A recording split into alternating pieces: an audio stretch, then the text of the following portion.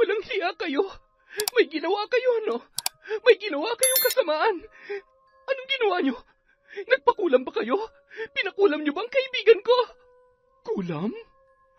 Ang bait naman namin kung yun lang ang gagawin namin. Pwede bang mag-isip ka ng mas matindi pa ron? Barang? Tandaan mo itong bagong babala namin sa'yo, Nida. Lahat ng tao sa paligid mo, lahat ng lalapit sa'yo, at lahat ng mga magmamahal sa'yo, unti-unti ring mamamatay gaya ni Kenneth. Mga demonyo kayo, mga wala kayong puso, mga walang kaluluwa. Dahil ayaw ko lang kayong tulungan, umabot pa talaga kayo sa ganito. Alam nyo, ang mga taong tulad nyo, hindi dapat tinutulungan. Matagal na ako nagtitimpi sa inyo, pero ngayon hindi ko napipigilan ang sarili ko na sabihin to.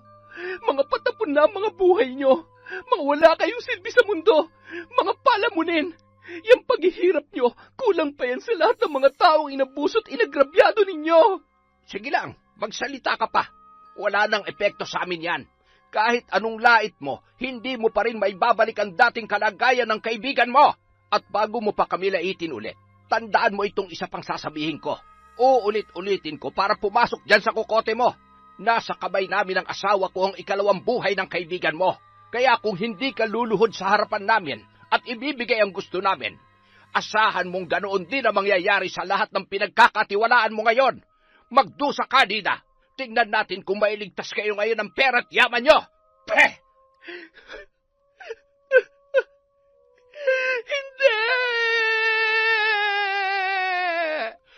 Taon 2017, Visayas. Pasado 6:00 ng umaga nang lumabas ng bahay si Nida. Matapos magwalis sa harapan at diligan ang munting halaman, naupo siya sa silya at tahimik na pinagmasdan ang kalmadong paligid. Ramdam niya ang ginhawa sa malamig at masarap na ihip ng hangin. Kaya nang tumunog ang kanyang telepono, agad niya itong sinagot. Lalo na't nakita niyang si Kenneth ang tumatawag, ang matalik niyang kaibigan na nakilala sa ibang bansa. Hello, Nida? Oh, Kenneth, ang aga mo naman tumawag. Kumusta? Eto, nasa Zamboanga na ako. Kagabi ka pa nakauwi? Oo, pagod na pagod nga ako eh. Kaya ngayon lang ako nakatawag. Tapos, hindi ko pa nabubuksan yung mga maleta ko. Mamaya pa lang siguro pagtapos namin mag-almusal lahat. Buti ka pa may kasama ka mag-aalmusal dyan.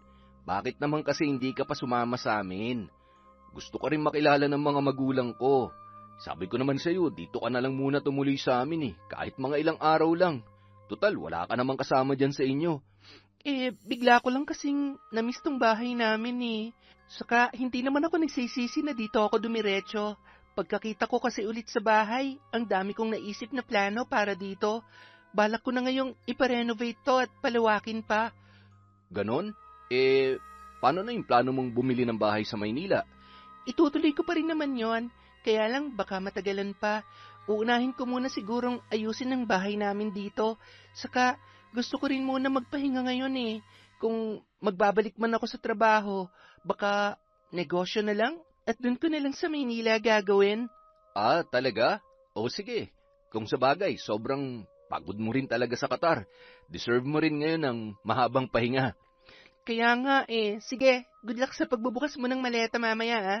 Sana magustuhan ng pamilya mo yung pasalubong mo sa kanila. Salamat, ikaw rin. Pero, teka nga pala, sino naman ang bibigyan mo dyan? Ang dami mo ring binili pero wala ka namang kasama sa bahay. Sino pa ba? Di natural yung mga mababait kong kamag-anak. Sa kanila ko talaga ni-reserve tong mga pasalubong ko. Nangako kasi ako dati kay nanay bago siya namatay na kapag umasenso na ako, ang uunahin kong tulungan ay yung mga kamag-anak namin na totoong nagmamalasakit sa amin. Silang tumutulong sa amin dati, wala yung kapalit.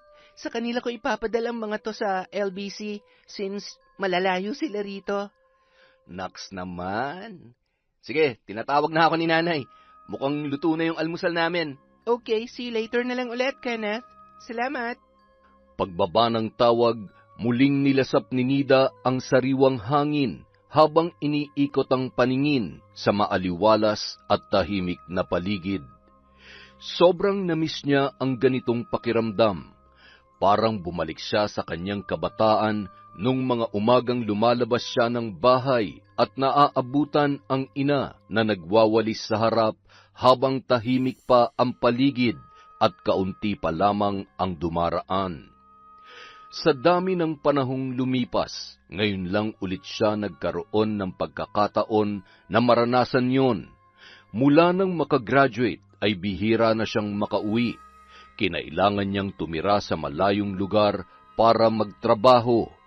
At nang magkaroon siya ng sapat na karanasan, naisipan na niyang mag-abroad, kaya lalo siyang napalayo sa lugar na yon. Hindi naman siya nahirapan dahil ang manager niya mismo ang tumulong sa kanya. Nakitaan siya nito ng potensyal at ito na mismo ang humikayat sa kanya na mangibang bansa. 5 taon din siyang nagtrabaho sa Qatar at matapos ang kontrata, hindi na siya nag-renew. Wala naman siyang balak magpakalunod sa yaman doon. Ang gusto niya lang ay makaipon ng sapat na pera para sa negosyong balak niyang simulan at saka uuwi na ng Pilipinas. Yun ang pangakong binitawan ni Nida sa kanyang sarili at sa wakas ay natupad na rin yun. Kinabukasan, naisip niyang linisin ang buong bahay at baguhin ang ayos nito. Dahil mag-isa lamang siya roon, minabuti niyang itago sa bodega ang mga mahalagang gamit, lalo na ang mga pag-aari ng kanyang yumaong mga magulang. Ang mga gamit naman na hindi ganon kahalaga pero may pakinabang pa, isa-isa niyang binalot. Plano niya itong ibenta sa mga kakilala. Sa kalagitnaan ng kanyang paglilinis ay mayroong kumatok sa pinto. Hindi lang basta katok, parang 2 kamay ang magkasabay na kumalabog. Dahilan para mapaisip siya kung sino ang kanyang mga bisita. Gayunpaman, binuksan niya ang pinto. Laking gulat niya nang bumungad sina Onyok at Rema, ang mag-asawang kamag-anak na labis na kinasusuklaman ng kanyang mga magulang. Oh, Nida, magandang umaga. Magandang umaga, Nida. Kumusta ka na? Grabe, ang ganda mo na ngayon. At sumeksi ka pa. Umuwi ka na pala. Ba't hindi ka man lang nagsabi? Di sana nasundo ka namin sa airport. Oo nga naman. Dapat tinawagan mo kami. Ang daya mo talaga kahit kailan, ha? Magandang araw din po. Salamat po sa pagdalaw. Oh, hindi mo man lang ba kami papapasukin? Sobrang namiss ka namin, pati tong bahay eh. Pasok po. Tuloy po kayo. Wow, parang lumuwag na yata masyado dito ah. Pasensya na po, medyo magulo pa. Naglilinis po kasi ako eh. Aba, mukhang may balak kang magbawas ng mga gamit ah. Yung mga hindi mo gagamitin, pwede bang ibigay mo na lamang sa amin? Wala po akong binibenta rito. Lahat po ito gagamitin ko pa rin. Naglilinis lang talaga ako at balak kong ibahin ng ayos kaya itinago ko muna yung iba. Ang daya mo talaga. Alam mo, maraming mga magagandang gamit dito yung nanay mo dati eh. Total wala naman na siya ngayon.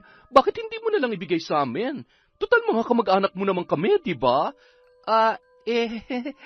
Nako, ano ka ba? Bakit yung mga pinaglumaan pang hihingin mo? Ay nako, Nida, ang mabuti pa, bigyan mo na lamang kami ng mga dala mong pasalubong. Sigurado kung marami kang inuwi dyan. Ay, oo nga. Nako. Sige, pasalubong na lang sa amin. Ano, nasan? Nasa ref ba? Tita, wala po dyan. Oh, nasaan nga? Siguro nasa kahon pa, no? Hindi mo pa siguro binubuksan.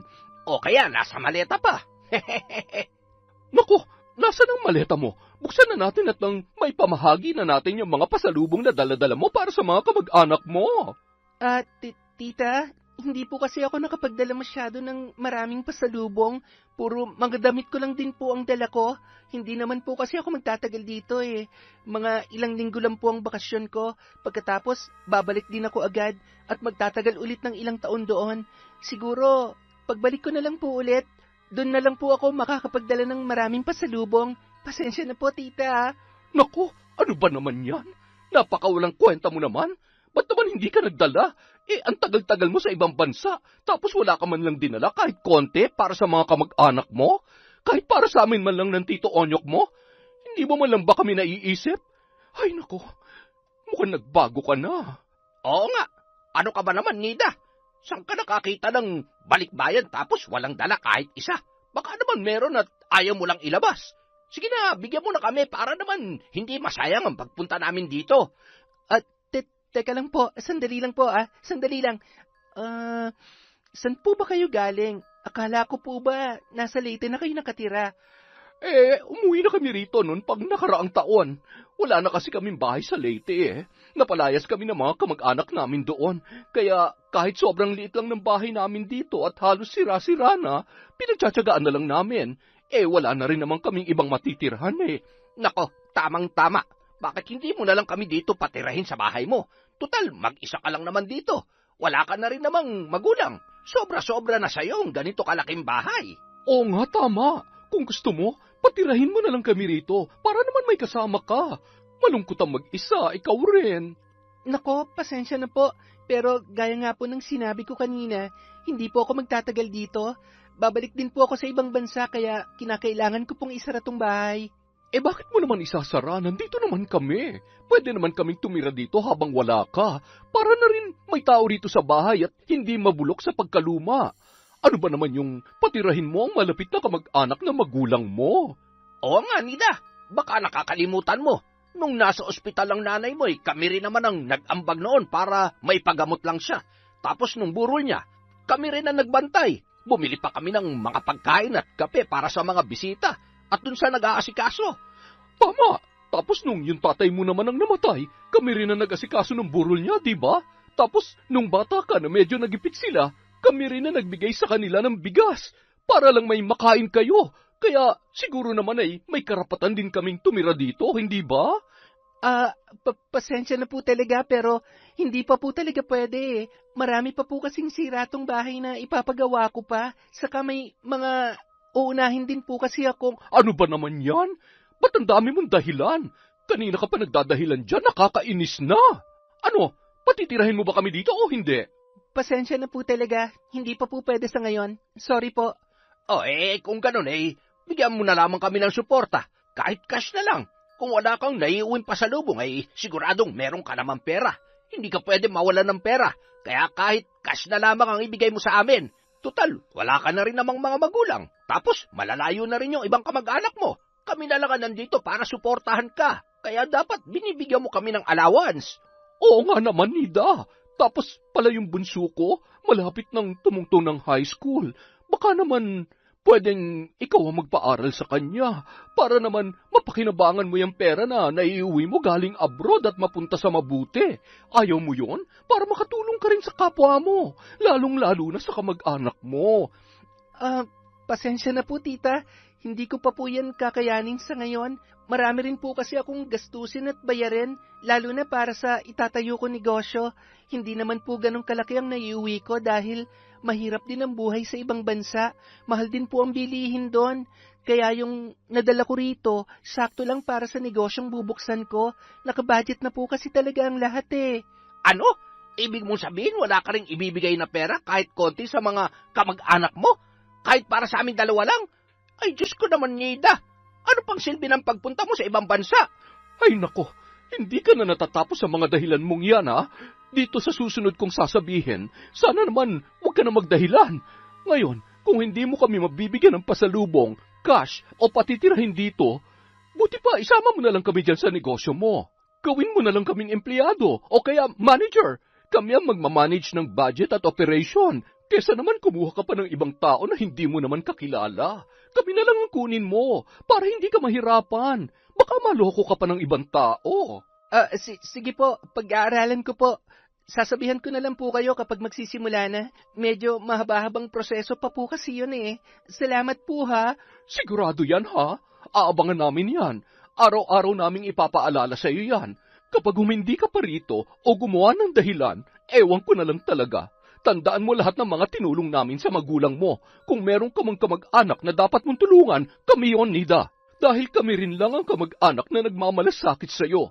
huwag na huwag mong kakalimutan ang utang na loob niyo sa amin bilang mga kamag-anak mo na tumulong at umalalay dati sa mga magulang mo. Oo nga, tama ang asawa ko, kaya makinig ka sa kanya. Huwag kang basta-basta gumagawa ng mga desisyon sa buhay nang hindi kami kinukonsulta. Bata ka pa. Kami ang lagi mong tatanungin para malaman namin kung nasa tuwid na direksyon ba ang daang tinatahak mo sa buhay. Ang lahat naman ng sinasabi namin ay para sa ikabubuti mo, para gumanda ang iyong kinabukasan. Oo nga. Ay, sige. Hindi na kami magtatagal dito. Hihintayin namin yung update sa negosyo mo kung kailan kami magsisimula sa trabaho, ha? Saka ayoko ng mababang posisyon lang. Gusto ko yung nasa managerial role. Oo nga, tama. Kaya, sige, Nida, balitaan mo kami, ha? Lagi ka naming bibisitahin dito. Total, malapit lang naman ang bahay namin dito, eh. Konting kembot lang, narito na kami. Sige po. Maraming salamat po ulit sa pagdalaw. Bago kami umalis, wala ka man lang bang ibibigay dyan? Kahit maliit lang. Kahit pamasahe lang namin sa motor. Ang init kasi. Nakakatamad maglakad. Baka ma-stroke kami. Oo nga naman. Saka kahit pang merienda man lang o kaya pang kape. Ay, Diyos ko, ang liit-liit na lang ng hinihingi namin. Sana naman makapagbigay ka man lang kahit konti. Sige po. Heto po ang 3,000. Pang merienda at pamasahin niyo po. Ayun, sige. Maraming salamat dito, ha? Basta balitaan mo kami sa negosyong itatayo natin. Sige po. Salamat po ulit, tita. Pagkalabas ng mag-asawa at nang makalayo na ang mga yun, saka pa lamang napabuga ng malalim na buntong hininga si Nida. Para siyang sasabog sa galit. Ngayon lang kumulo ng ganoon katindi ang kanyang dugo. Napilitan pa siyang magsinungaling. Sinabi niyang babalik siya sa ibang bansa kahit hindi naman totoo. Imbis na maging masaya at puno ng nostalgia ang pagbabalik niya rito sa bansa, nagkaroon pa siya ng panibagong problema. Sa lahat ng kanilang kamag-anak, sina Rema at Onyok, ang labis na kinamumuhian ng kanyang mga magulang. Higit pa ang perwisyong idinulot ng mag-asawa kesa sa kahit anong tulong na naibigay ng mga ito noon. Dahil sa kanila, tuluyan nang nawala ang gana ni Nida na maglinis. Nagpasya na lamang siya na ipagpatuloy yon kinabukasan. Namasyal muna siya sa bayan para kahit papaano ay makalanghap ng sariwang hangin at mahimasmasan sa sakit ng ulong iniwan ng bunganga ng mag-asawa. Pagsapit ng gabi, kausap muli niya sa cellphone ang kaibigang si Kenneth habang nakahiga sa paborito niyang papag. Grabe, sobrang uminit talaga ang ulo ko kanina. Nawalan ako ng ganang mag-ayos dito sa bahay. Napalabas tuloy ako nang wala sa oras. Baka kasi bigla silang bumalik dito at mangulit na naman eh. Bakit? Ano bang ginawa nila? Pagkapasok dito sa bahay, hindi na ako pinagpahinga kahit konti. Kung ano-ano na ang mga hinihingi. Gusto nila bigyan ko sila ng pasalubong, tapos gusto rin nilang tumira dito. Humirit pa ng cash. At ang matindi, gusto nila ako pa magpaaral sa anak nila. Hay nako, parang sasabog ang utak ko kanina dahil sa boses nila. Hanggang ngayon, hindi ko pa rin makalimutan. May balak ka naman bang bigyan sila? Nabigyan ko sila kanina ng 3,000. Nang hingi rin kasi ng pamasahe at pang merienda daw. Kung hindi ko ginawa yon, baka hanggang ngayon hindi pa rin nila ako tinitigilan. Ano ba kasi nagawa nila sa inyo at gano'n na lang ang galit mo sa kanila? Alam mo, yung sina Tita Rema at Tito Onyok ang pinakamortal na kaaway ng mga magulang ko sa lahat ng kamag-anak namin. Bata pa lamang ako, saksi na ako sa mga away-bati nila. Pero sa lahat-lahat ng yon, mas marami pa rin silang away kesa bati. Hindi lang ako nakasaksi noon pati mga tao sa paligid namin noon at iba pang kamag-anak namin ang nakasaksi kung gaano kasama ang ugali ng dalawang yon. Wow, grabe pala. Pero curious lang ako malaman. Willing ka bang mag-share? Alam mo kasi, pinagmamalaki nila kanina yung mga tinulong daw nila sa mga magulang ko. Una yung bigas na binigay nila nung nagipit kami. Natatandaan ko pa yun eh. Elementary pa lang ako noon at bagong lipat pa lang kami. Oo, nagbigay nga sila ng 1 kilo ng bigas. Pero pagkatapos noon, wala na. Hindi na nasundan kahit kailan. Ang nakatulong talaga sa amin noon ay yung kapitbahay namin na nagbigay talaga ng marami sa tatay ko tapos nagpautang din para makabawi kami. At nung time na nagkaroon na ulit ng trabaho si tatay, binayaran niya rin yung utang namin yun sa kapitbahay namin. Kaya wala naging problema. Tapos, heto pa, pinagmamalaki rin nila na nag-ambag daw sila nung maospital ang nanay ko. Alam mo ba kung magkano yun? 500 piso lang naman. Saka, hindi nga rin namin nagamit yun sa mga gamot Sa pamasahe lang din napunta yun. Yung kaibigan lang din ng tatay ko na balikbayan ang nagbigay sa amin ng pinansyal na tulong para mairaos no ng nanay ko sa lahat ng gastusin sa ospital hanggang sa makauwi siya. Tapos, isa pang pinagmamalaki nila, yung itinulong daw nila sa burol ng mga magulang ko. Alam mo, nung burol ni nanay, wala naman silang ibang ginawa kundi sigawan ng mga bisita namin. Nakala mo sila may-ari ng bahay. Tapos, sila rin yung nauunang kumukuha sa mga nag-aambag. Tapos sa huling araw ng burol ni nanay, nagkasagutan pa sila ng tatay ko at nagsisigaw pa sila sa harap ng kabaong ni nanay. Hindi na nahiya. At nung si tatay naman ang namatay, ganun din ang ginawa nila. Pinagkukuha rin nila mga abuloy at nung makuha na nila yung gusto nila, umalis na sila kaagad ni hindi na sumama sa paghatid sa huling hantungan. Bukod sa mga yon, marami pa silang perwisyo na idinulot sa amin noon. Yung nanay ko namatay na lang na puno ng sama ng loob sa kanila. Tapos, nag-e-expect sila ngayon na tulong mula sa akin. Okay, sige, relax. Huminga ka. Grabe naman pala yung mga tita at tito mo. Hindi lang talaga sa magjowa ang toxic na relasyon, no? Pati na rin sa pamilya at kamag-anak. Sinabi mo pa. Tapos, alam mo ba yung isang bagay na sobrang ikinainis ko talaga kanina? Gusto nila na kumonsulta ako sa kanila sa lahat ng gagawin ko sa buhay. Huwag daw ako magdedesisyon agad nang hindi sinasabi sa kanila. Ang kakapal ng muka. Akala mo naman silang bumuhay sa akin at tumulong para makalipad ako ng Qatar? Grabe talaga yung galit ko kanina. Konti na lang sasabog na ako. Hayaan mo na mga yun. Huwag mo na lang silang pansinin. Siguro, lumabas ka na lang lagi ng bahay para kung pupunta man sila dyan, wala silang aabutan. Magsasawa rin ang mga yan kapag nakikita nilang lagi kang wala dyan. Kaya nga imbis na yung negosyo ko lang at renovation ng bahay ang iisipin ko, pati tuloy ang pagtatago sa kanila kailangan ko na ring isipin. Ikaw kasi, hindi ka pa kasi dito tumuloy sa akin. Sabi ko naman sa'yo dapat dito ka na lang muna nagbakasyon, kahit mga ilang linggo lang. Di sana wala kang iniisip na ganyan ngayon. Mas payapa at tahimik ka sana. Nako, hayaan mo na. Wala rin naman silang mapapala sa akin kahit ano pang gawin nila. Okay, sige, bukas na lang. I-charge ko lang tong phone ko. Palubat na Tapos, tutulungan ko na rin muna si Mama sa kusina. Sige, Kenneth. Salamat ulit ha. At least, nailabas ko ang sama ng loob ko. Kahit paano makakatulog ako ng mahimbing ngayon. Good night, and thank you. Pagkatapos nila mag-usap, ay ibinaba niya na ang telepono. Si Kenneth, ang kaibigan niya na nakilala niya noon sa Qatar. Isa ito sa mga empleyado ng isang restaurant na kinakainan niya lagi doon tuwing bagong sahod si Nida. Sabay na natapos ang kanilang kontrata, kaya naman sabay na rin silang umuwi ng Pilipinas. Kinabukasan, hindi na rin muna niya itinuloy ang planong paglilinis ng bahay. Muli siya nagbihis at namasyal sa bayan para makaiwas sa dalawa. Hindi niya sigurado kung kailan muli dadalaw ang mga ito at baka biglain na naman siya. Hindi pa siya handang humarap sa kanyang tiyo at tiyahin matapos ang nangyari kahapon. Nang sumunod na araw, habang namamalengke si Nida, nakasalubong niya si Onyok. Tuwang-tuwa ito nang siya ay makita dahil napakarami niyang pinamili. Oh, Nida! Anong meron? Bakit ang lalaki niya mga plastic na daladala mo? At siksik pa sa laman, ha? Wala po, Tito. Mga pang-araw-araw lang po sa bahay. Pang-stock na rin po sa ref. Ano? Stock sa ref? Nako, baka naman pwede kaming makihati.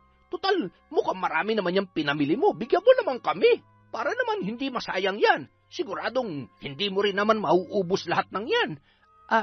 Tito, hindi lang naman po kasi pang isang araw to. Pang ilang linggo ko na rin po ito para hindi na ako masyadong magpapabalik-balik sa palengke. Ganun na rin yon. Kahit ba naman pang ilang linggo o buwan pa yan, mag-isa ka lang din naman sa bahay. Kaya hindi mo kakailanganin yung ganyang karami. Kaya sige na, mamaya pag uwi mo, pupuntahan ka namin ni Rema para makapagkwentuhan naman tayo. O sige, mauna na ako ha, mamaya na lang. Hindi na siya hinayaang makasagot ng kanyang tiyuhin. Umalis na agad yon na parang walang nangyari at tila sinadya talagang talikuran siya ng ganoon kabilis para hindi siya makatanggi. Kaya naman uminit na naman ang ulo ni Nida.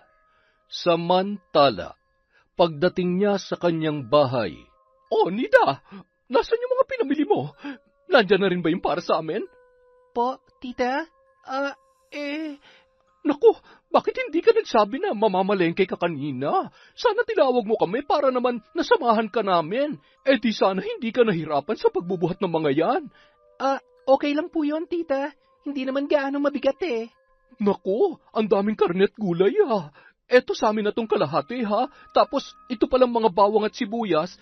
Kukuha na rin ako Pati yung mga delata, pahingi na rin kami, ha? Saka tong maling. Paborito to ng anak ko eh. Pati tong prutas, para healthy, di ba? Para mabawasan ang mga sakit-sakit sa katawan natin. Tong plastic, ibalot mo na mga yan. Teka lang po. Hinay-hinay lang po, tito, tita. Baka po. Ayun, okay na kami rito. Kumpleto na lahat ng kailangan namin. Salamat, Nida, ha? Sa susunod, kapag namalengke kay tawagin mo kami para naman hindi ka mahirapan sa pagbubuhat. Ako nang bubuhat ng mga yan. Oo nga, huwag kang mahihiyang magpatulong sa amin. Tayo na lang ang magkamag-anak dito. Sino pa ba magtutulungan? Di ba? At saka kung anong meron kami, dapat meron ka rin. Paano, Nida? Alis na kami. Salamat dito. Bye-bye. Sa susunod ulit, ha? Napakamot na lamang ng ulo si Nida sa sobrang galit. Lalo na nang makita niya kung gaano na lamang kaunti ang natira para sa kanya. Kinagabihan. Hay nako, pinerwisyo na naman ako ng mag-asawa kanina. Yung 3 linggong supply ko ng ulam at pagkain, kinuha nila lahat. Ang tinira sa akin pang 1 araw na lang. Kaya heto, kailangan ko na namang mamalengke ulit bukas para may mailuto ako at makain. Kinuha nila lahat. Sabi nila hati raw kami pero pinakyaw naman nila. Grabe talaga yung 2 yon. Bakit kasi hindi ka pa umalis dyan? Mas mabuti siguro kung unahin mo na lang muna yung negosyo mo sa Maynila. Saka mo na iparenovate yung bahay mo dyan. Doon ka na muna manatili sa lugar na malayo sa kanila para hindi ka napeperwisyo ng ganyan. Hindi pa kasi talaga ako handang lumuwas na Maynila.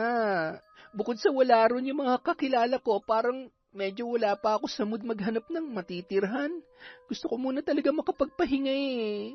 Yun nga ang dahilan kaya ako umuwi ng Pinas, diba? Gusto ko ulit maranasan yung buhay namin dito sa probinsya. Kung magmamaynila ako agad, di lalo akong nanibago sa ibang environment doon. Mas gusto ko muna talaga rito, Kenneth. Itong mag-asawa lang na itong talagang perwisyo sa buhay ko eh. Kung ganun, wala tayong magagawa dyan. Kailangan mo magtiis.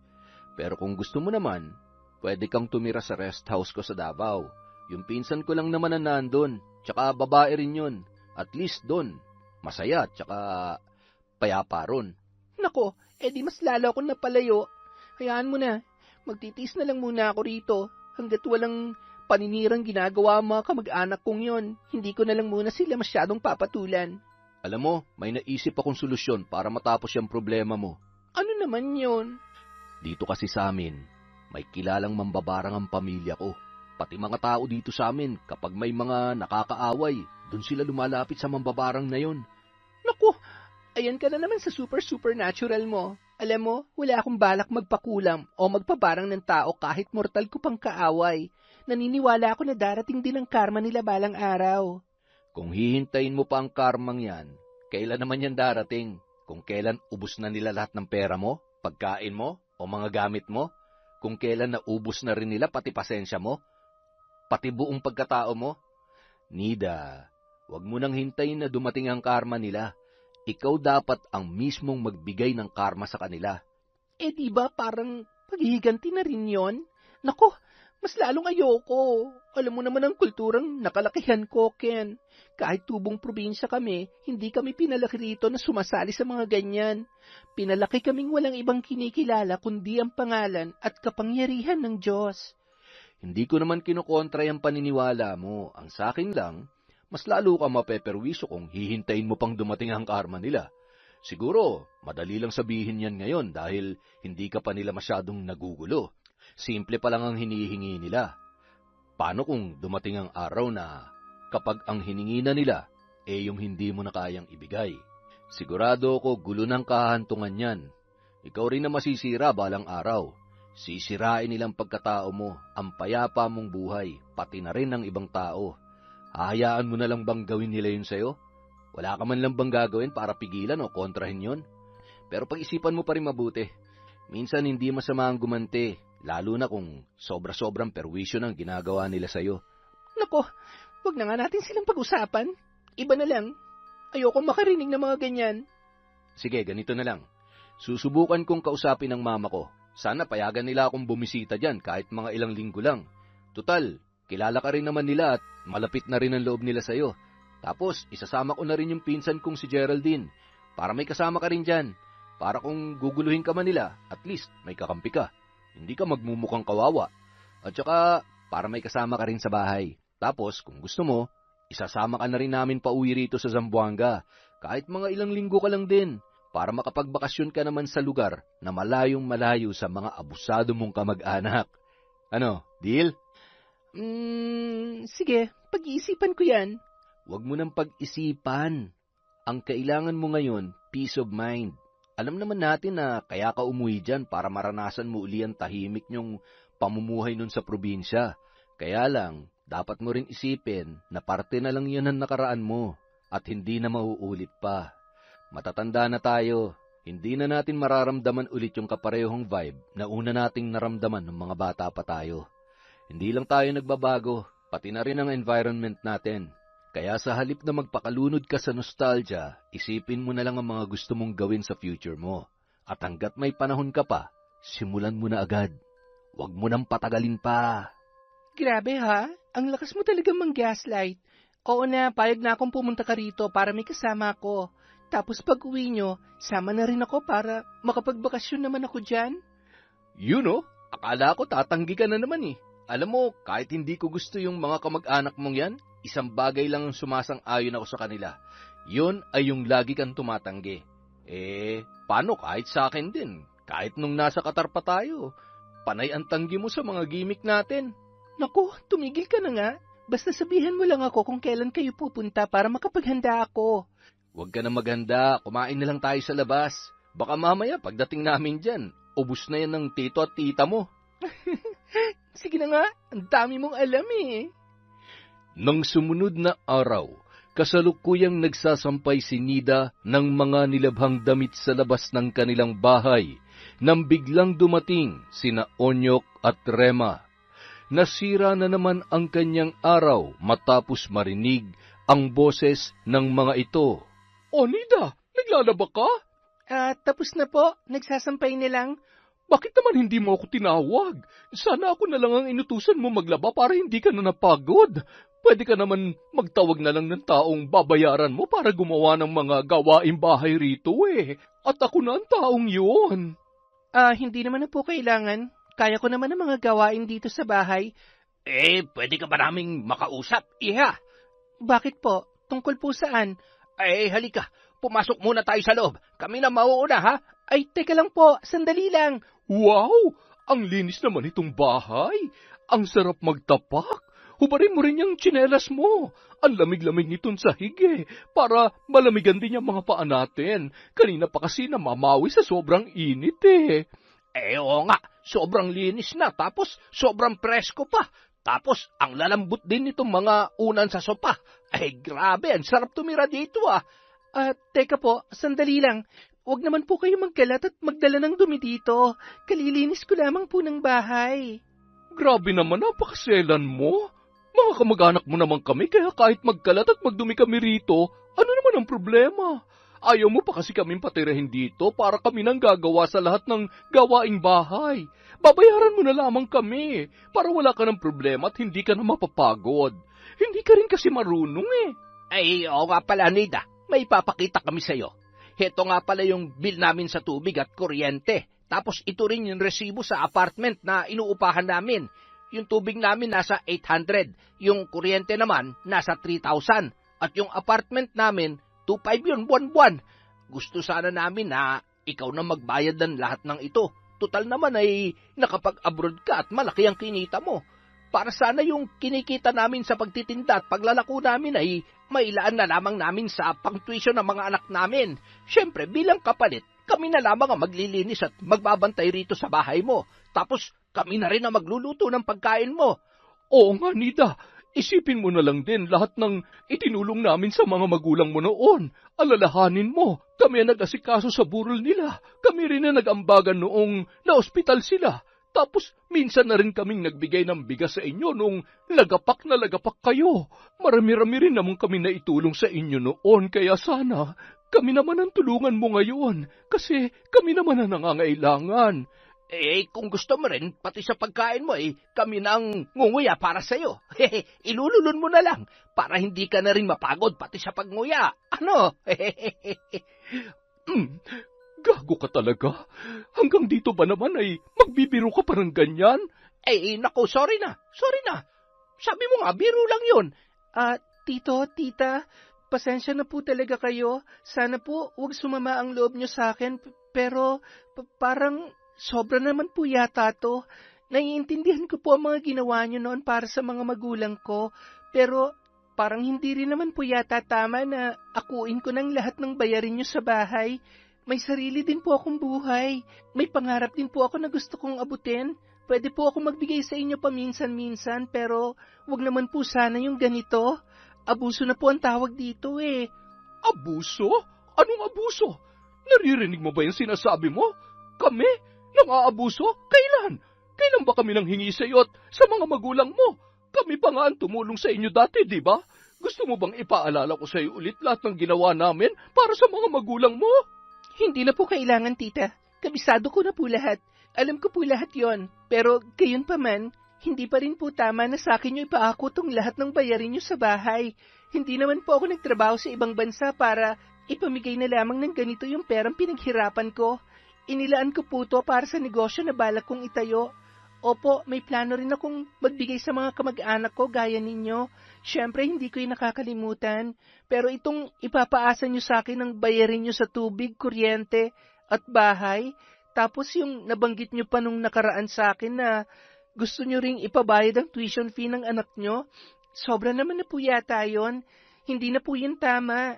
Kahit kamag-anak man o hindi, maling-mali na iasa nyo sa ibang tao lahat ng mga pinagkakagastusan nyo sa buhay. Anong ibig mong sabihin? Hindi mo na kami tutulungan? Wala ka ng balak na tulungan kami dahil lang sa rason mo na yan? Alam mo, ikaw, porket nakarating ka lang sa ibang bansa, nagmamalaki ka na. Isang negosyo lang naman ang itatayo mo kailangan ba lahat ng pera mo diyan mo ilaan? Hindi ka man lang makakapagbigay sa amin mga kamag-anak mo? Tito, para po sa kaalaman nyo, hindi naman po ganun kalaki ang naipon kong pera. 5 taon lang po ako sa ibang bansa. Hindi naman po dekada ang itinagal ko ron. Kaya itong naipon ko, sapat lang po talaga para sa negosyong itatayo ko. Saka mahal na po lahat ng mga bilihin ngayon. Mga materyales, pati iba pang bagay na kailangan ko para sa pagbibuild ng business. Hindi po ganun kamura magtayo ng negosyo, ng bagong establishment, lalo na po sa panahon ngayon. Isa pa po, hindi naman po kami nagpapakasarap sa buhay sa ibang bansa. Araw-araw po kaming pagod doon, gaya ng mga trabahador natin dito sa Pilipinas na araw-araw ding umuwi na pagod sa kanilang mga pamilya. Wala po kaming pinagkaiba sa kanila, kahit nasa ibang bansa pa po kami. Bukod doon, mahal din po ang mga bilihin sa ibang bansa, kaya natural kailangan din namin gumastos doon. Kaya sana po, maintindihan nyo na kwentado ng lahat ng paglalaanan ko ng pera ko. Pwede ko po kayong bigyan pero hindi pwede yung kanyang klase na pang-abuso na, tiyo. Aba, at di ba ka na rin magsasalita ngayon, ha? Ang sabihin mo, mayabang ka na. Malaki na ang ulo mo. Wala ka ng balak magbigay ng tulong sa mga kamag-anak niyong tumulong sa inyo. Wala ka palang pinagkaiba sa mga magulang mo. Pare-pareho lang kayong masasama ang ugali. Halika na nga, Rema. Umalis na tayo rito. Pero itong tandaan mo, ha? Hindi pa tayo tapos. Sisingilin ka namin sa lahat ng itinulong namin sa mga magulang mo at pagbabayarin ka namin sa pagmamaramot mo sa amin. Bakit ba ganyan po kayo magsalita? Masama nang dating sa inyo nun? Kayo nga po itong umaabuso eh. Kayo pa may gana magalit. Sana magkaroon naman po kayo ng respeto sa sarili ninyo. Kung hindi kayo binibigyan, huwag kayo manghingi. At kung binigyan man kayo, wag naman yung aabuso na kayo. Kung may pabor kayong hihingin, pwede kayong makiusap sa maayos na paraan. Hindi yung binibigla niyo ako ng ganyan. Basta, humanda ka sa gagawin namin. Makikita mo kung bakit kami kinatatakutan sa aming lugar at kung bakit kami napalayas sa Leyte. Humanda ka! Padabog na lumabas ng bahay ang mag-asawa. Pagkatapos ay pabagsak pang sinara ang pinto ni Nida. Napabuntong hininga na lamang siya at napakamot sa kanyang ulo. Sobrang bigat na naman ng kanyang dibdib dahil sa galit. Ganap nang sira ang kanyang araw at hindi niya na alam kung kailan ulit makaka-recover dahil doon. Pagsapit ng gabi, magkausap silang muli ni Kenneth sa cellphone. Ken, nakausap mo na bang mama mo? Oo, pinayagan na nila ako. Gusto ko rin daw nila makita ulit, kaya pumayag na sila na bisitahin kita dyan kahit mga ilang araw lang, kasama yung pinsan kong si Geraldine. Pagkatapos, ikaw naman ang isasama namin dito. Kasado ng plano natin, ha? Sana huwag ka nang umatras. Sayang ang panahon. Huwag kang mag-alala, hindi ko naatrasan yan. Parang gusto ko nang bumilis ang araw eh. Hindi na ako makapaghintay. Sina Tita Rema at Tito Onyok kasi sobra akong binadrip kanina. Oh, bakit? Pumunta na naman dyan? Oo, no? Nangyari na nga ang inaasahan ko. Nagkasagutan na kami. Sobrang tindi ng mga sinabi nila. Grabe. Hindi ko sila kinaya. Hindi ko kinaya yung kakapalan ng mukha nila. Ay nako, kaya sana talaga sundin mo yung payo ko. Naunahin mo na muna ang business na gagawin mo sa Maynila. At huwag mo na munang iparenovate yung bahay nyo. Lalo't dyan rin pala sila nakatira. Siguradong araw-araw ka lang guguluhin ng mga yan. Kung gusto mo ng totoong peace of mind, umalis ka na muna dyan. Oo na. Yan nga talagang gagawin ko ngayon. Sayang talaga, ang dami ko pa naman sanang balak ayusin dito sa bahay bago ako magbukas ng bagong chapter ng buhay ko sa Manila. Kaso parang may iba na yata ang plano. Buwisit kasi sila eh. Ayaw talaga nila akong tigilan. Nagbanta pa sila na pagbabayarin daw nila ako sa pagsusungit ko at sa kayabangan ko. Tingnan mo nga naman ang mga ugali. Sila na nga ang nang-aabuso, sila pang may ganang magbanta at manumpa. So ano, ayaw mo pa rin i-consider yung sinabi ko? Ayaw mo pa rin ilapit yan sa mambabarang nakilala ng parents ko? Para maturuan sila ng leksyon at mapabilis ang karma nila. Naku, wag na. Wala akong balak dumihan ng kamay ko sa ganyan. Ako na lang ang lalayo para wala ng gulo. Bahala ka. Basta itong sinasabi ko sa'yo, balang araw, kakailanganin mo rin to.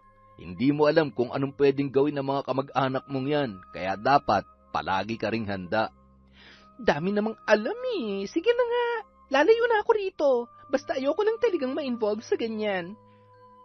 Isang araw, magkasabay na kumakain sina Rema at Onyok sa mesa.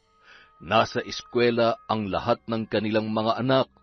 Awang-awa sila sa sarili dahil isang sardinas lang ang kanilang ulam at pinaghahatian pa nilang dalawa yon. Ang problema, masyadong matakaw si Rema at hindi kasya sa kanya ang isang delata. Kaya naisip ni Onyok na ibigay na lang sa kanya ang lahat ng laman at sarsa na lamang ang inulam nito sa kanin.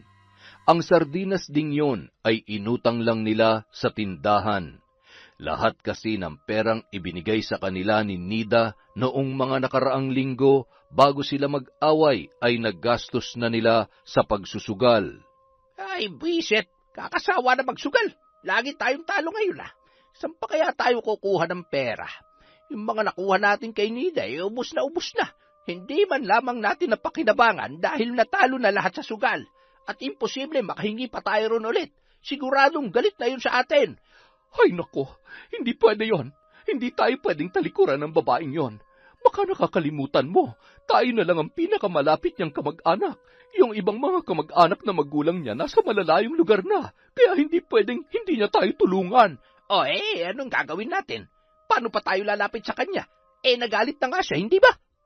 Akong bahala. Itutuloy ko yung banta natin sa kanya.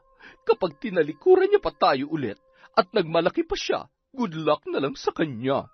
Tingnan ko lang kung hindi maubos yung pera niya sa gagawin ko. At kahit gastusin pa niyang lahat ng yaman niya sa pagpapagamot, hindi na siya gagaling pa. Teka. Huwag mo sabihing ipapabarang mo siya kay Ampong Sinag. Oh, ano pa nga ba? Si Ampong Sinag na lang ang natitira nating kakampi. Kahit mahirap lang siya tulad natin, maaasahan naman natin siya pagdating sa ganitong bagay. Kapag may gusto tayong parusahan ay siya ang kasangga natin, hindi ba? Ay, nako, bahala ka na kung anong gusto mong gawin. Basta ko, hindi ko mapapatawad ang babaeng yan. Sus, lalo naman ako. Kahit anong pagmamakaawang gawin niya, hindi ko babawiin ang sumpang ibibigay ko sa kanya. Kaya lang kung lalapit tayo ulit kay Ampong Sinag, dapat may maibigay pa rin tayo kahit kaunti, kahit hindi pera, para naman hindi nakakahiya at hindi niya isiping inaabuso natin siya. Mangutang na lamang tayo ng 100 tinapay dyan sa bakery, o kaya manghingi ka ng manok kay paring Oka. Malay mo, bigyan ka pa niya. Pero mas mabuti sigurong magmasid muna tayo ulit kay Nida. Alamin muna natin kung ano mga ginagawa niya. Imposible naman kasi na wala siyang ibang taong pinagbibigyan ng mga pera niya. Paniguradong may ibang tinutulungan yan at ayaw niya lamang sabihin sa atin. Oo nga, usong-uso pa naman yan ngayon.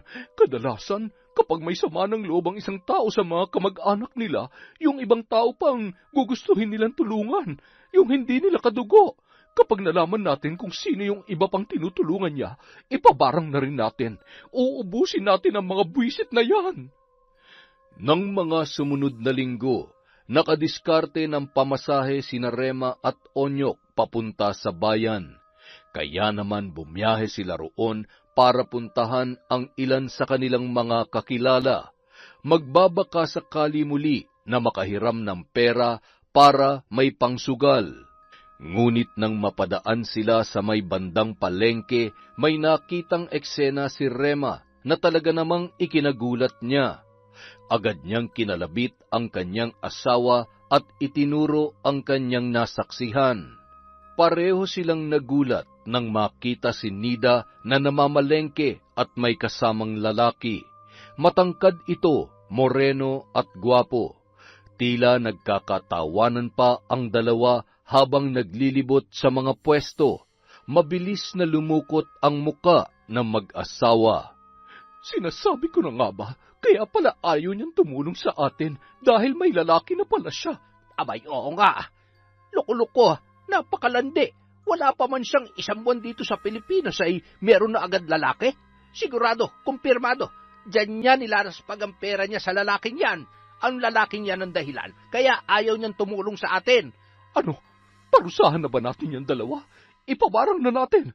Kahit hindi natin kilala yung lalaki, picture lang yan, sapat na para ipatira natin yan. Teka sandali, Rema. May naisip akong maganda. O sige, ano ba yan? Bakit hindi na lang yung lalaki munang ipatira natin? Naisip ko lang kasi, mas masasaktan si Nida kapag yung lalaki niya nagkasakit, nagkaroon ng sumpa. Mababaliw siya sa kakaisip kung paano tutulungan ng lalaki niya. Kapag sukong-suko na siya, doon lang natin sabihin sa kanya na nasa atin ang susi para gumaling ang lalaking yan. Sa paraang yon, magkakaroon siya ng malaking utang na loob sa atin at mapipilitan na siya magbigay sa atin ng pera. Oo nga, maganda yung naisip mo, ha? Diba? Kapag kasi pati siya pinabarang natin, paano pa natin makukuha ang pera niya?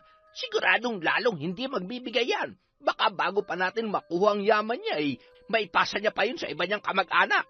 Kaya para siguradong may makukuha tayo sa kanya at mapapakinabangan talaga natin, ang ipabarang na lang natin ay yung mahalaga sa buhay niya, kabilang na lalaking yan. Tingnan ko na lang kung hindi siya magmakaawa sa atin at mapilitang magbigay ng malaki kapag alam niyang nasa atin ang lunas para gumaling sila at mabuhay pa. Ay naku, gumagana na naman ang utak mo, Onyok. Yan ang gusto ko sa iyo Diyan kita pinakasalan dahil sa mga strategy mong yan. Kahit na pangit ka at mukhang ipis, yung katalinuhan mo ang minahal ko sa iyo. Ay, grabe ka naman. Mukhang ipis. Ikaw mukhang balyenang naligaw sa lupa. Hoy, hindi tayo dapat nag-aaway dito, ha? Kaya tumigil ka na dyan sa kalokohan mo. Kunan mo na ng litratong lalaking yon para madala na natin kay Ampong Sinag. Oo, heto na. O sige, okay na yan. Tara na, baka makita pa nila tayo. Pagka-uwi ni Nida at Kenneth sa bahay, agad nilang inayos ang kanilang mga pinamili. Ang iba kasi rito ay dadalhin ng binata bilang pasalubong sa kanyang pamilya sa Zamboanga. Sa tingin mo, magugustuhan kaya nila itong mga pinamili natin? Siyempre naman, kabisado kong mga gusto ng pamilya ko, kaya sigurado matutuwa sila rito kapag nakita nila. Kailan nga pala tayo aalis? Siguro sa Lunes na lang. Tsaka parang gusto rin magtagal ng konti ni Geraldine dito eh. Tingnan mo naman enjoy na enjoy sa view sa labas. Ayaw pang pumasok. Sabi ko naman sa iyo yan ang dahilan kaya ako umuwi rito. Sobrang ganda lang kasi ng mga tanawin sa amin at hindi ko kayang mapalayo agad sa kanila. Isa yan sa mga nagpapasaya at nagpapagaan ng loob ko. Sina Tio Onyok at Tia Rema lang talagang laging sumisira sa view ko eh. Hayaan mo ng mga yun. Malapit na matapos ang paghihirap mo sa kanila. Geraldine, halika na rito. Kain muna tayo para matikman din natin to. Tara! Inenjoy na muna ng magpinsan ang 2 araw na pananatili roon bago sila luluwas sa Zamboanga para isama si Nida at makalayo sa mapang-abuso nitong kamag-anak. Isang araw, habang ipinapasyal ni Nida sina Kenneth at Geraldine, bigla nilang nakasalubong sa daan sina Rema at Onyok. Gulat na gulat ang tatlo at nagunahan paatras. Pero bago pa sila makalayo, pumutok na muli ang bibig ng mag-asawa. Hoy, Nida! Malandi! Tita, seryoso? Ngayon lang tayo ulit nagkita tapos yan talaga ang bungad niyo sa akin? Paano ba naman? Kaya pala ayaw mo kaming tulungan. Diyan mo pala binibigay sa lalaki mo yung perang inuwi mo galing sa abroad. Siya palang pinagkakagastusan mo ngayon. Ano pa nga ba? Ngayon alam na namin kung bakit ayaw mo magbigay. Sa lalaki mo pala nilalaan ang pera mo, ha? Kung buhay lang ang magulang mo, hindi sila matutuwa sa ginagawa mong yan. Tito, ba't ang bilis niyo naman pong gumawa ng konklusyon? Saan niyo naman nasagap na lalaki ko siya? Para sa kaalaman niyo, magkaibigan lang po kami ni Kenneth. Aba, saan din ba ang punta nun? Di sa pagiging magkaibigan. Nako, Nida, huwag kami ha? Huwag kami pinaglololoko mo, umayos ka. Mawalang galang na po, pero mali po ang iniisip niyo sa amin. Wala po kaming relasyon ni Nida. Friends lang po talaga kami. Nagkakilala po kami sa Qatar at sabay na nakauwi rito sa Pilipinas. Higit po sa lahat, hindi po niya sa akin inilalaan ang pera niya. May sarili po akong pera. Nagtrabaho rin po ako sa ibang bansa kaya meron akong pera at hindi ko kailangang humingi sa iba. Nako, mamatay na ang sinungaling. Talaga po. Sana talaga mamatay na ang mga sinungaling. Isama na rin natin yung ibang tao na tamang hinala at mapang-abuso sa mga kamag-anak nilang lumalaban ng patas. Sana rin, mamatay na yung mga matatalimang dila at makakati ang bunganga na walang ibang nasa utak, kundi ang manghusga at humingi ng wala sa lugar. Aba, pinariringgan mo ba kami? Gusto mo yata na suntukan eh. Hindi po ako mahilig makipag-away at hindi ko na rin po problema kung may tinatamaan man dyan. Saka kayo na rin po mismo nagsabi na mamatay na sana ang sinungaling. Kami, tiwala kaming magkaibigan lang talaga kami at walang bahid ng kasinungalingan doon. Hindi tulad ng iba dyan na tamang hinala lang kahit alam nila sa sarili nila na hindi totoo ang mga pinaparatang nila. Yun po ang mga totoong sinungaling. Hoy, huwag mong pinagsasalitaan ng ganyan ang asawa ko, ha? Matuto kang gumalang. Sige lang, manlait ka lang. Humanda ka sa akin, lalaki ka. Humanda ka. Pagsisisihan mong araw na kinalaban mo kami. Humanda kayong lahat sa gagawin namin. Oras na mangyari yun, kayo pa mismo lalapit sa amin para magmakaawa sa mga buhay nyo. Hintayin nyo lang. Pagkasabi noon, tumalikod at umalis na ang mag-asawa. Naiwang nakatunganga sina Nida at Kenneth na halos mamula ang mga muka sa sobrang galit. Pagkarating sa bahay, si Kenneth naman ang panayang bunganga kay Nida. Grabe yung mga kamag-anak mo. Ngayon ko lang napatunayan kung gaano sila kalala. Ngayon ko lang din sila nakilala pero yung dugo ko, sobrang pinainit nila. At sila pa talaga may gana magbanta.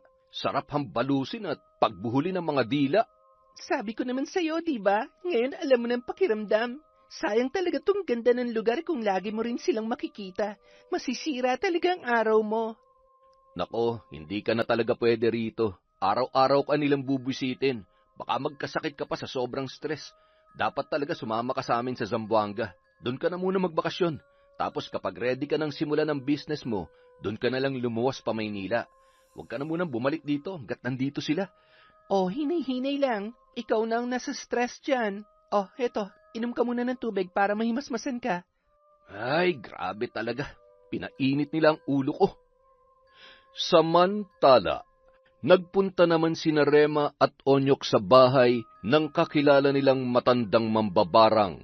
Matatagpuan ang tahanan nito sa pinakadulong bahagi ng kanilang bayan, kung saan wala nang masyadong tao ang nagagawi dahil sa delikadong kalikasan. Maraming mababangis na hayop ang gumagala roon na kapag nakakita ng tao ay walang pag-aatubili nila itong inaatake at nilalapa ng buhay. Ngunit sa lahat ng mga nagdadaan doon, sina Rema at Onyok lang ang hindi inaatake ng mga yon, dahil kilala na sila ng mga ito. Ang mga hayop na yon ay alaga rin mismo ng matanda. Siya ang kumokontrol at nagdidikta rito kung sino ang dapat atakihin sa kanyang mga nagiging panauhin. Ampong Sinag, salamat po sa pagpapatuloy niyo sa amin dito.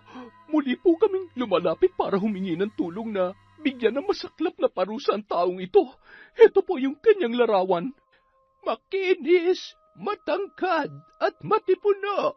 Ito ang mga biktima na matagal ko nang hinahanap.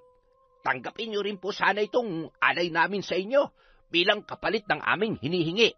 May dala po kaming manok, biik, at masasarap na tinapay. Ay, hindi na sana kayo nag-abala pa. Hindi naman ako nang hihingi ng kapalit sa mga bagay na ibinibigay ko. Talagang nasa dugo ko na magbigay ng kasamaan at kamalasan sa kahit na sino. Ang paggawa ng masama sa kapwa ang tanging bumubuhay sa akin. Pero maraming salamat sa inyong mga alay. Mabubusog na rin dyan ang aking mga alaga sa labas. Pagkatapos nilang maibigay ang alay, kinuha na ng matandang mambabarang ang litrato ng lalaki na walang iba kundi si Kenneth. Sa loob ng isang garapon na may langis at puno ng mga patay na halaman, ibinabad patayo ng matandang babae ang litrato. Nasa gilid lang silang dalawa nakaupo at pinapanood ang matanda sa ritual na isinasagawa nito sa gitnang bahagi ng munti nitong bahay. Kahit hindi na ito ang unang beses na nagpunta sila roon, hindi pa rin nila maiwasang kilabutan sa itsura ng paligid. Bukod sa ilaw ng lampara na tanging nagsisilbing liwanag sa loob, agaw pansin din ang malalaking lumang papel na punong-puno ng mga sulat o alpabetong hindi nila maunawaan na nakasabit sa pader. Nagsimulang umawit ang matandang mambabarang sa wika na hindi nila maintindihan. Habang itinatapat nito ang ilalim ng kutsara sa apoy ng kandila, sa ibabaw naman noon may isang langis na tila pinapainit ng matanda. Habang ito ay umaawit, bigla namang nagsipag-ungol ang mga hayop na nasa labas. Halos mapayakap ang mag-asawa sa isa't isa. Pagkatapos bulungan ng matanda ang kutsara, ibinuhos na nito ang pinainit na langis sa loob ng garapon. Sunod ay sumalok naman ito ng dugo sa isang maliit pang garapon, at yun naman ang pinainit nito sa ibabaw ng kandila. Mga dugo yun ng pinagsama-samang hayop na kanyang iniaalay sa ritual. Matapos nitong dasalan ng ilang minuto ang dugo, yun naman ang ibinuhos niya sa garapon. Sa sumunod na bahagi, naglabas ng isang buhay na insekto ang matanda at itinali nito sa kutsara. Pagkatapos, ayon ang sunod niyang pinainit sa kandila. Nang maprito sa init ng apoy ang insekto, yun ang huli niyang inihulog sa garapon.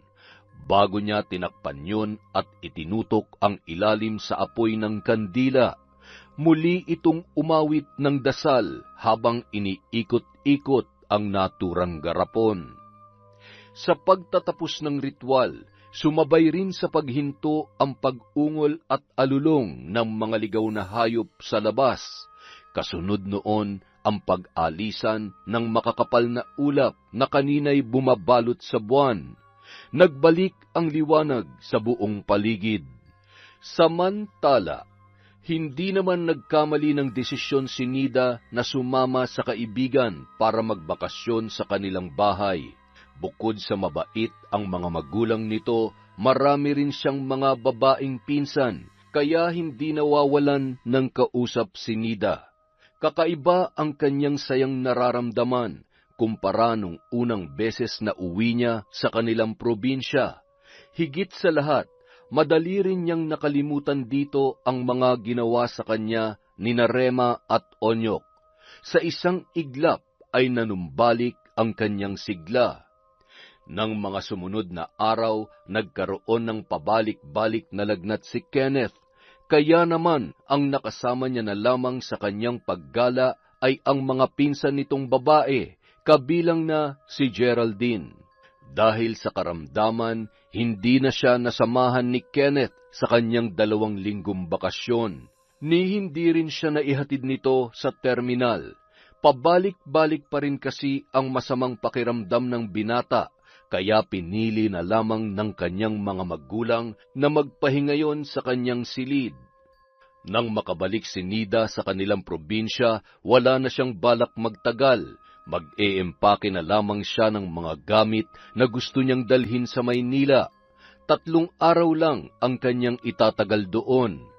Pagkatapos niyang maisaayos ang lahat, itutuloy niya na ang mungkahi sa kanya ng kaibigan na sa Maynila na tumira para ituloy ang pagtatayo ng kanyang negosyo at tuluyan na makaiwas sa mga mapang-abuso niyang kamag-anak.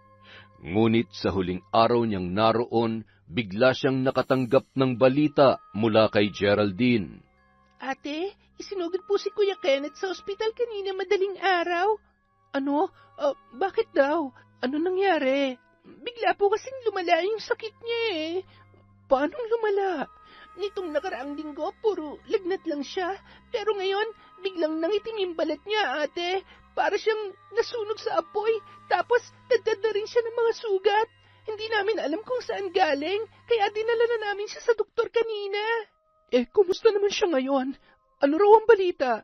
Hindi pa tapos yung mga test ng doktor sa kanya. Sa ngayon, binigyan lang muna siya ng painkillers kasi kanina pa siya umiyak at dumadaing sa mga sugat niya, ate. Naku po, Diyos ko, ano kaya nangyari kay Kenneth? Pwede ka bang mag-send ng picture? Gusto ko lang siyang makita. Sige ate, wait lang ha. Saglit na ibinaba ng babae ang tawag at nagpadala ng litrato sa messenger. Ganoon na lamang ang pagkasindak niya nang makita ang kalunos-lunos na itsura ni Kenneth. Anong klaseng sakit kaya ang dumapo sa kanyang kaibigan? Hindi niya maiwasang mangilabot sa lahat ng mga pumapasok sa kanyang isip.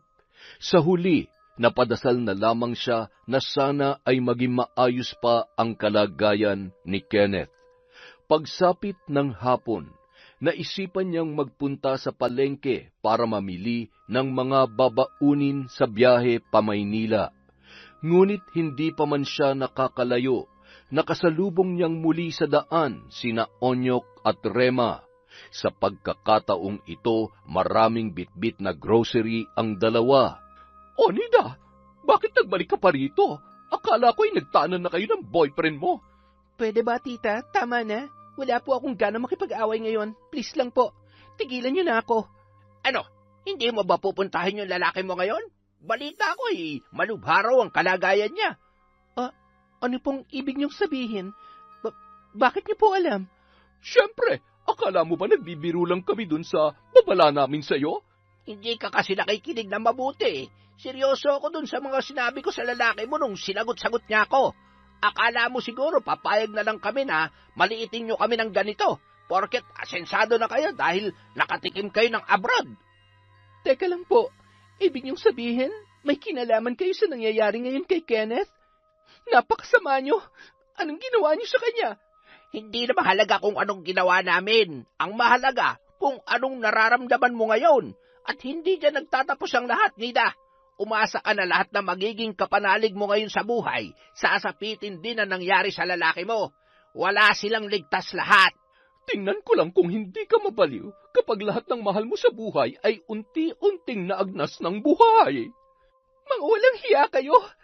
Anong ginawa nyo? Napakasama nyo talaga! Nagpakulam ba kayo? Pinakulam nyo ba ang kaibigan ko? Kulam? Ang bait naman namin kung yun lang ang gagawin namin. Pwede bang mag-isip ka ng mas matindi pa ron? Barang? Tandaan mo itong bagong babala namin sa'yo, Nida. Lahat ng tao sa paligid mo, lahat ng lalapit sa'yo, at lahat ng mga magmamahal sa'yo, unti-unting mamamatay gaya ng lalaki mo. Napakasama nyo! Mga wala kayong puso! Mga walang kaluluwa! Talagang umabot pa kayo sa ganito dahil ayaw ko kayong tulungan? Alam nyo, ang mga taong tulad nyo, hindi deserve na tulungan. Matagal na ako nagtitimpi sa inyo pero ngayon hindi ko napipigilan ng sarili kong sabihin to. Mga patapon ng buhay nyo, mga wala kayong silbi sa mundo, mga palamunin. Yung paghihirap nyo, kulang pa yan sa lahat ng mga taong inabuso at inagrabyado nyo. Ay, sige lang, magsalita ka pa. Wala namang epekto sa amin yan eh. Kahit anong lait mo, hindi mo pa rin maibabalik ang dating kalagayan ng kaibigan mo. Tama! Ang lakas ng loob mong lait-laitin kami ngayon, ha? Para sa kaalaman mo, nasa aming mga kamay ang lunas para gumaling ang lalaki mo at bumalik sa dati. Kahit sa ang ospital niyo siya dalhin, kahit sa ang bansa niyo siya ipagamot, hindi siya gagaling. Nasa amin lang ang kaisa-isang lunas niya, kaya kung hindi mo ibibigay lahat ng mga hihingin namin, pasensyahan na lang tayo. Magsimula ka na magpaalam sa kaibigan mo, pati sa lahat ng taong tutulong at magiging kapanalig mo sa buhay. At bago mo pa kami lait-laitin, tandaan mo tong isa pang huling sasabihin ko. Uulit-ulitin ko na para pumasok dyan sa kokote mo. Nasa mga kamay namin ng asawa ko ang ikalawang buhay ng kaibigan mo. Kaya kung hindi ka luluhod sa harapan namin at ibibigay ang gusto namin, asahan mong ganun din ang mangyayari sa lahat ng pinagkakatiwalaan mo ngayon. Magdusa ka, Nida. Tingnan natin kung mailigtas kayo ngayon ng pera at yaman nyo. Pwe! Hindi! Pagkatapos siyang duraan ni Onyok, tinalikuran na lang siya ng mag-asawa na parang basura. Hindi na siya nakapagsalita pa. Napaluhod na lamang si Nida at hindi na napigilan ang pagbulusok ng kanyang mga luha. Hindi natuloy ang kanyang pag-alis ng sumunod na araw. Magdamag siyang nagkulong sa kwarto at walang patid na umiyak. Halos ilang araw siyang nanatili sa bahay at hindi lumalabas. Laging malalim ang iniisip at madalas nawala sa sarili. Hanggang sa mapagpasyahan niyang sabihin na sa pamilya ni Kenneth ang totoo. Nang medyo mahimasmasan si Nida, si Geraldine ang una niyang tinawagan. Hello, Geraldine? Oh, ate, buti napatawag ka. Awang-awa na ako kay Kuya Ken. Hanggang ngayon hindi pa rin siya gumagaling. Lalo pag lumalala ang kalagayan niya. Geraldine, andyan ba ang parents ni Kenneth? Nasa ospital sila nagbabantay. Ako mamaya pang gabi ang punta ko doon, ate. Bakit? Hindi na ako makakapaghintay ng gabi. Sa'yo ko na sasabihin to. Gusto kong ipaalam mo agad sa kanila. Bakit, ate? Ano pa yon? Mukhang alam ko na kung sino ang gumawa nito kay Kenneth. Ha? Anong ibig mong sabihin? Sino? Binabarang siya, Geraldine. Binarang si Kenneth. Ano? Bakit? Binarang siya ng mga kamag-anak ko. Sina Tia Rema at Tio Onyok.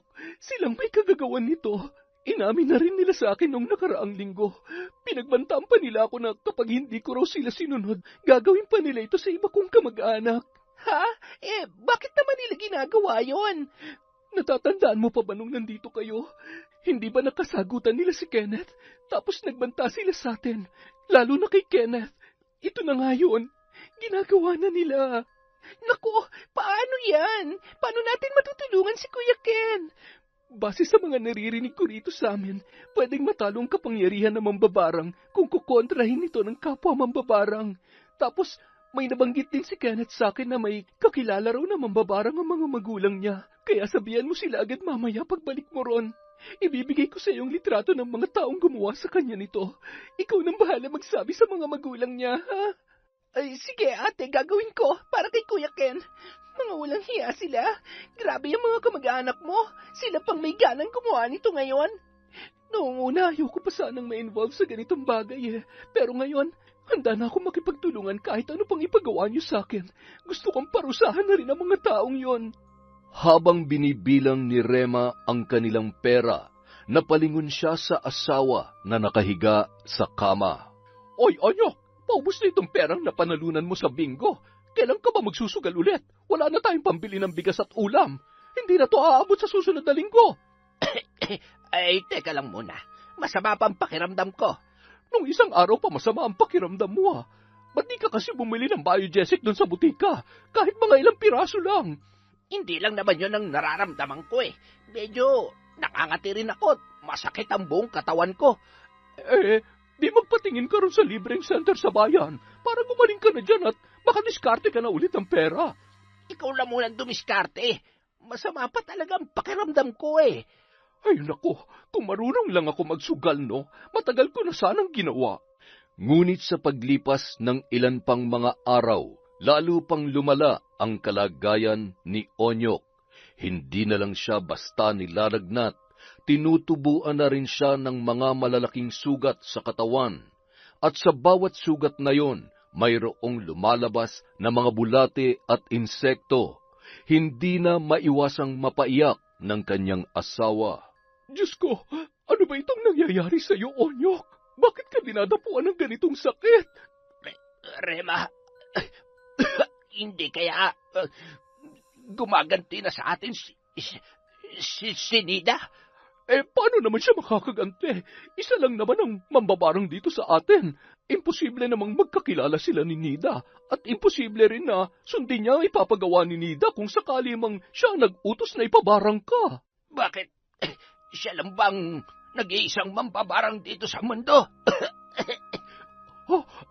Ano bang ibig mong sabihin?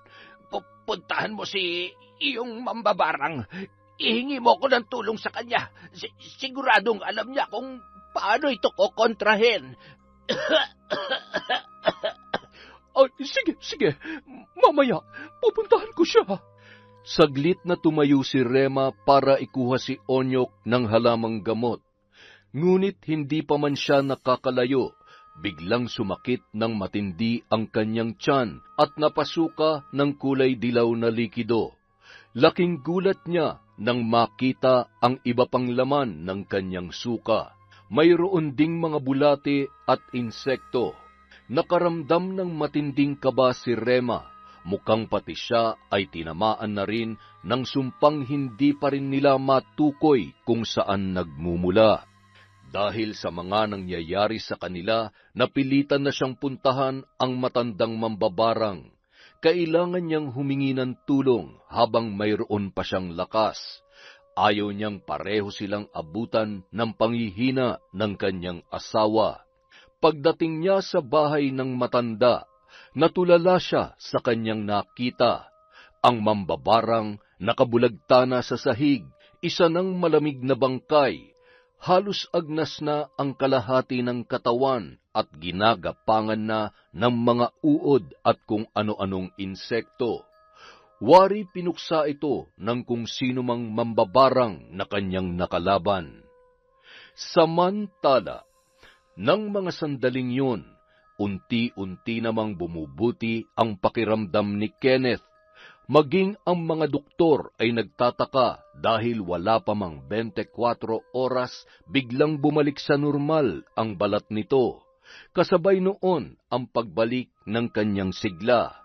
Napatay ng mambabarang nakapanalig ng mga magulang ni Kenneth ang mambabarang na umaalalay kina Rema at Onyok. At bilang kabayaran, isang brutal na sumpa ang ipinatong nito sa mag-asawa. Nang mga sumunod na araw, parehong lumala ang kondisyon ni Rema at Onyok. Dahil patay na ang kanilang mambabarang, wala na silang ibang malapitan. Si Onyok halos hindi na makilala habang nakaratay sa kama. Naging butot balat na ito at nilalamon ng malalaking sugat ang kanyang balat. Nagkalat na rin ang mga uod sa kanyang higaan. Si Rema naman, bagsak na ang dating matabang katawan. Parang lobo itong pumutok. Sa sobrang payat, lumalawlaw na ang kanyang balat. Walang tigil sa pagsusuka, pati sariling taba ay lumalabas na rin ng kusa. Kagaya nung una, may buhay na mga insekto siyang sinusuka.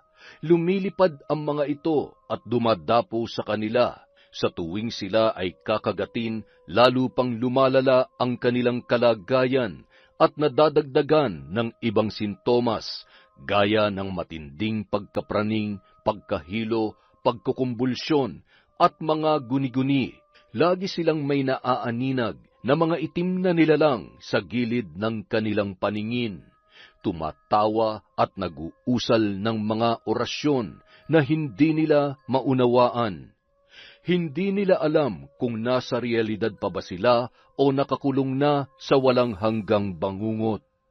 Samantala, si Nida naman, laking tuwa niya nang makitang magaling na ang kanyang kaibigan. At nung araw din yon, makakalabas na ito sa ospital. O Kenneth, buti naman okay ka na. Pero kahit paglabas mo dyan, sana huwag ka pa rin masyado magkikilos ha. Magpahinga ka rin muna sa bahay ninyo. Oo. Salamat sa tulong mo ha. Kung hindi dahil sa'yo, hindi namin malalaman kung sinong gumawa nito sa akin. Ayoko nga sanang masali sa ganitong uri ng gawain pero hindi ko rin kayang makita na nahihirapan ka habang sila patuloy na nagpapakasaya. Walang mali sa ginawa mo. Hindi naman ikaw ang bumarang sa kanila eh. Kaya sana, huwag mo nang isipin na may kinalaman ka sa nangyari. Ginawa mo lang kung ano ang tama. Siya nga pala, pasensya na rin, hindi pa ako makakapunta dyan. Hindi tuloy kita madalaw. Marami lang kasing naiwang gawain dito, pero kapag maluwag na ang oras ko, dadalawin kita dyan. Hindi na kailangan, Nida. Pumunta ka na sa Maynila at asikasuhin mo na yung restaurant na gusto mong itayo. Ako na mismong bibisita sa ron kapag naayos ko na rin ang mga ginagawa ko rito. Maraming salamat ha. Sige na, magpahinga ka na muna. Pagkatapos nilang mag-usap, naisipan niyang puntahan sina Onyok at Rema. Ilang linggo na rin kasi siyang walang balita sa mag-asawa. Gusto niyang makita ang kalagayan ng mga yon. Pero sa labas pa lamang ng bahay, bumungad na agad sa kanya ang kumpulan ng mga tao. Napilitan siyang makipagsiksikan para makapasok. At nang sa wakas ay makalusot siya, halos pagsisihan niya ang kanyang nagawa. Bumaliktad ang sikmura niya sa tumambad na eksena. Ang mga katawan ni Rema at Onyok ay halos natunaw na sa sobrang kapayatan. Pati mga buto ay tila pinapak na rin ng mga insekto. Wala nang natirang laman loob. Tanging ulo na lamang ang buo, pero nangingitim na rin ito at puno ng natutuyong mga sugat. Sa gilid ng kwarto, nagkalat ang mga patay na bulate at insektong butas-butas ang katawan. Tila sumabay rin sa unti-unting pagkaagnas ng mag-asawa. Hindi niya natagalan yon kahit 5 segundo. Agad siyang lumabas at sumuka sa isang tabi. Halos mangyak-ngiyak sa kanyang nakita. Hindi niya akalain na ganoon kabrutal ang parusang ipapataw sa kanila. Pero pinigilan niya ang kanyang sarili na lumuha. Hindi niya dapat iniiyakan ang mga ganong klase ng tao. Kung anuman ang nangyari kina Rema at Onyok, inisip niya na karma lamang nila yon. Ngayon, makakapagsimula ng muli si Nida na walang pumeperwisyo sa kanyang buhay. Yon! Napakaganda na naman po ng kwento natin. Ang karma talaga. Karma. Dahil dyan, meron tayong shoutout. Napakahaba na naman po nito mga kaibigan. Simulan natin kay Kondesa na nagtatampo na naman daw, natuto na magtampo ang lahat. Hello po kay Mafe Layaging. Shout out kay Hermie Metoda from Antipolo City. kay Cristina Colot. Hi kay Roldan Villena from Grezil Zyber Kunakuna. Makapagal family of San Miguel, Bulacan from Ariana. Hello po kay Merly Pura, kay Michelle Lage, Trish Salino, Ramil Fariolin. Hi kay Judilyn Delfin from Riyadh. Hi po kay Mariam Duka, kay Frederick Ganagana, Grace Kagsawa of Jeddah, KSA. Hi kay Earhart the Great Vlog, Sagaledo family from Rai. Hi po kay Cecil Vlog 64. Hello kay Noemi Garcia Pabunan, kay Tess Sumanting from Rome, Italy, kay Jennifer Sacris, kay Lydia Lopez, kay Roberto, Christine Angela at Mary Grace Grefaldia. Hi kay Isay DS. Hello po kay Edgardo Fontanilla, kay Rosemary Cao, kay Virginia Belay. Hello po kay Doris Estander, kay Angelica Jones Bonilio.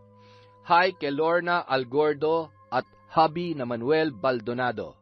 Hello po kay Elena Leman, kay Alma Naong, kay Bernaline Oyanggoren, kay Margaret Osong, Jeneline Mix Vlog, Kath Linay. Hello po kay Marites Nalika at sa mga taga Baguio. Hi kay Sharon Silaw. Hello kay Mami, kay Catherine Fantinalgo, kay Brethart from Kuwait, kay MGS14. Hello po kay Paldox, my favorite song collection from Kuwait. Hi kay Cat Burglar Cutie, cute, kay Chris Alcantara, kay Siren Carmen. Hello po kay Vicky Yabut, kay Marjorie Dequilla from BGC Taguig. Hi po kay Junie, kay Filipina Palsario, kay Odessa Lejano. Hello po kay Violi Leharso, kay Michelle Cedron. Hi kay Dimples Yumi, kay Dreamdre from Alaminos, Pangasinan. Shout out kay I Love Traveled. Hi kay Joan Acosta, kay Alex Ermina from Antique. Hi po kay Amy Viray from Talim Island. Hello po kay Heli Borja, kay Angelina Suyat. Hi kay Marvin Paneda, boss, kay Elmer Calatero, kay Christoph Migi from Cristina Agad. Hello po kay Freda Madeja. Kumusta po kayong lahat? Mag-iingat po kayo. Hi po kay Kathy Lavilla from Lambunaw, Iloilo. Happy birthday kay Hannah Maylin Sesgundo noon pong May 21. Bekenemen. Hi kay Resel Galope. Hello po kay Willie Galvez. Hi kay Mercy Aninyon, kay Arish Rogon, kay Jennifer Longno, kay Sean Ivan Estrella. Shout out po kay Emelda Ofelia, kay Jose Jimenez, sa tropang panadero ng Cavite. Pahingi naman tayo ng pandesal dyan. Kay Roldan Villena at Grezil Cyber Kunakuna. Hello po kay Marybeth Cruz, kay Noylin Sumandal, kay Michelle de la Cruz, Marilu Francisco from Kuwait, kay Stephen Tordesillas, kay Chander de Guzman, Ahmed Panigel, at syempre kay Chona Bainosa from Malaysia. Yun pong mga hindi natin nabanggit. May susunod pa po tayong upload. Maraming salamat po mula sa Kwentong Enteng.